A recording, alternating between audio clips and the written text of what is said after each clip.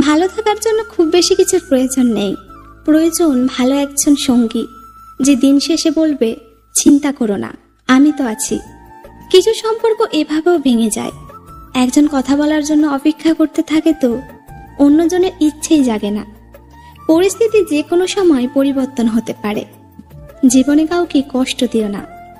আজ হয়তো তুমি শক্তিশালী, কিন্তু সময় তোমার থেকেও বেশি শক্তিশালী।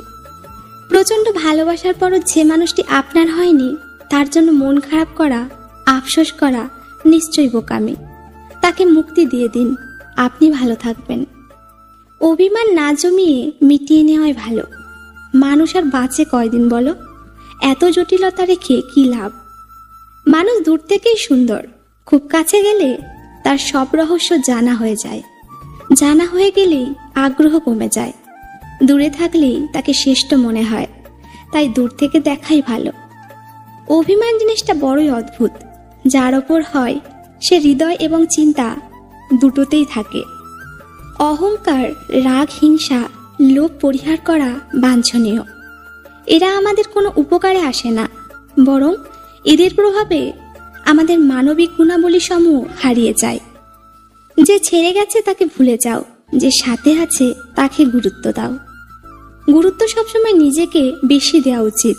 অপরকে দিলে তুমি তোমার আত্মসম্মান হারিয়ে ফেলবে। কখনো কাউকে অযোগ্য বলে অবহেলা করো না। ভেবে দেখো, তুমিও কারো না কারো কাছে অযোগ্য। কেউ কারো যোগ্য নয়। কে যোগ্য তা বিবেচনা করে নিতে হয়। জীবনে খুশি থাকার সবচেয়ে সহজ উপায় হলো ভরসা উপরওয়ালার ওপর করো, মানুষের ওপর নয়।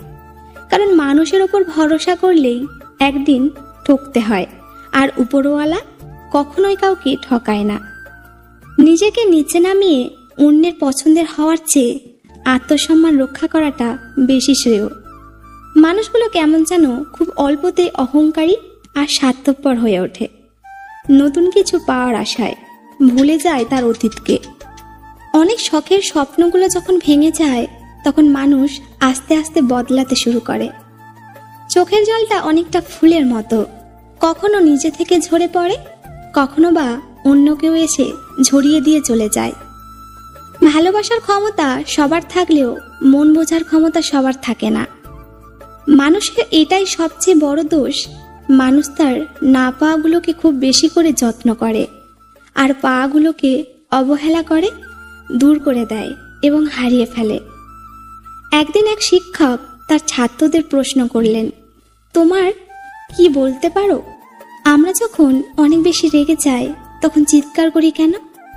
সবাই বেশ কিছুক্ষণ চিন্তা করার পর একজন ছাত্র উত্তর দিল, কারণ রেগে গেলে আমরা নিজের উপর নিয়ন্ত্রণ হারাই, তাই একটা পর্যায়ে চিৎকার করে ফেলি।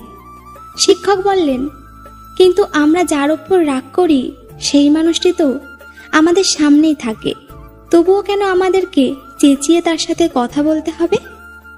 নরম স্বরে আস্তে কথা বললেও তো সে শুনতে পাবে, তাই না? ছাত্ররা অনেক চিন্তা করেও শিক্ষকের এই প্রশ্নের কোনো সঠিক উত্তর খুঁজে পেল না। তখন শিক্ষক ব্যাখ্যা করলেন, দুটো মানুষ যখন একে অপরের উপর রেগে যায় তখন তারা একে